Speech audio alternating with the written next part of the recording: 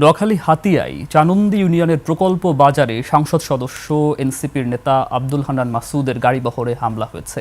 দুপুরে নির্বাচন পরবর্তী সহিংসতায় আহত নেতাকর্মীদের দেখতে চানন্দি ইউনিয়নের প্রকল্প বাজারে যান তিনি। ফেরার পথে তার গাড়িবহরে হামলা হয়। আব্দুল হান্নান মাসুদ জানান, স্থানীয় আওয়ামী লীগের সন্ত্রাসী বেলাল মাঝি ও নির্বাচনে পরাজিত প্রার্থীদের শেল্টারে এই হামলা চালানো হয়। তিনি দ্রুত সন্ত্রাসীদের গ্রেপ্তারের দাবি জানান প্রশাসনের কাছে। এই ঘটনায় ৩০ জনের মতো আহত হয়েছে।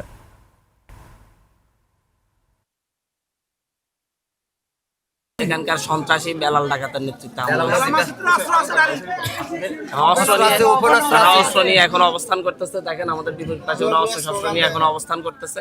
সেই জায়গায় প্রশাসনকে আগ থেকে বলা হয়েছে এদের বিরুদ্ধে ব্যবস্থা নিতে। প্রশাসন ব্যবস্থা নেন। এরা যে তাণ্ডব চালিয়েছে ধর্ষণের মামলার আসামি এরা, তারপরে এদের বিরুদ্ধে এখন পর্যন্ত ব্যবস্থা নেওয়া হয়নি, যার কারণে ওরা আজকেও এত সাহস পাইছে।